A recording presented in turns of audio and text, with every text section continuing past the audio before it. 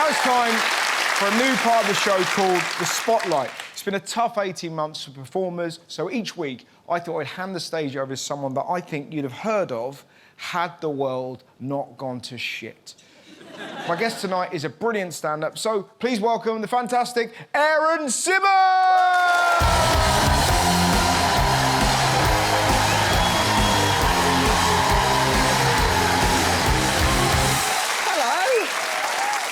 Thank you very much. I will deal with the very wobbly elephant in the room first and foremost. I have a medical condition called cerebral palsy.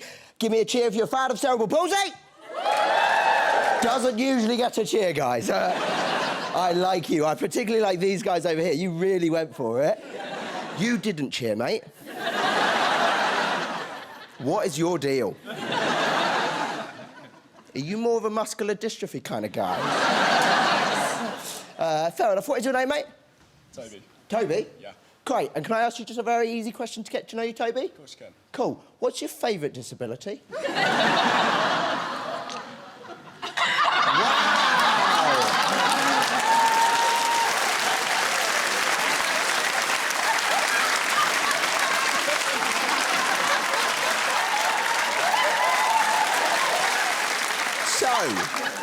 Just in case everybody at home didn't see that, there's a room of 300 people, and I've managed to pick on the only blind guy. First time doing stand-up on TV, immediately cancelled. Great. Oh, Jesus. You can't even play disability chop chops. You beat me every day of the week. Oh, fuck. Anyway... Let me tell you all about my favourite thing about having cerebral palsy. This is fine. Yeah, you'll appreciate this, right? Because, right, my favourite thing about having cerebral palsy, it means I'm registered disabled, right? And because I'm registered disabled, it means that I get all the benefits of being a straight, white man. Yeah. None of the guilt. Oh! Lovely. Isn't that lovely, Toby? I got diagnosed with cerebral palsy when I was 2 years old. What happened was I wasn't walking or talking at that point, and my parents were rightly concerned, so they took me to the doctor. Now, I've got to tell you this. It's my favourite detail of the story. My GP's name, and she's still my GP, to this day, her name is Dr. Pepper.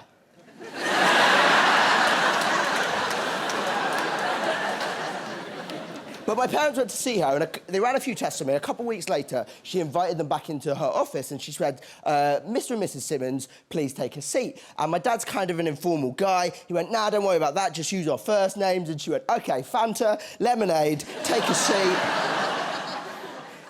Don't worry, that's not their real names. I've used a pseudonym to protect the identity of Mr. and Mrs. Vimto. She said, take a seat. I don't know really how to tell you this, but I've got some bad news. Unfortunately, your son has cerebral palsy. And my dad said, well, what does that mean? And she said, well, it's difficult to tell because people with cerebral palsy respond differently depending on the type of cerebral palsy that they have. Some people with cerebral palsy never walk. Some people with cerebral palsy never talk. But what is universal amongst the cerebral palsy community is they always have poor coordination patterns, and therefore, unfortunately, your son will never be able to juggle.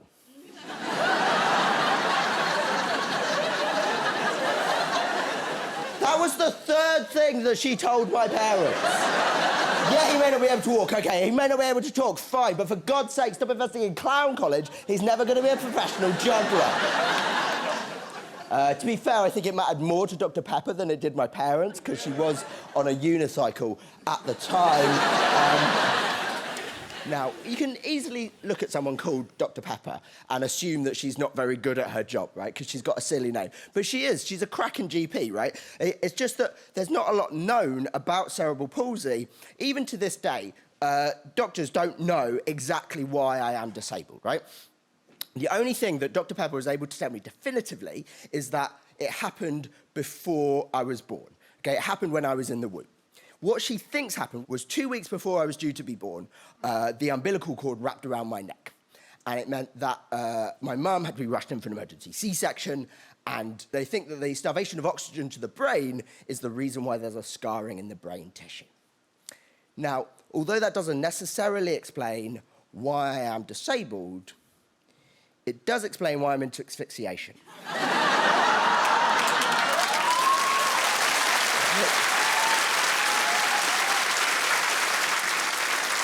Guys, you have been absolutely lovely. I have been Aaron Simmonds. I've only got one thing left to say, and that is a big fuck you to Dr. Pepper. Good guessing, good job!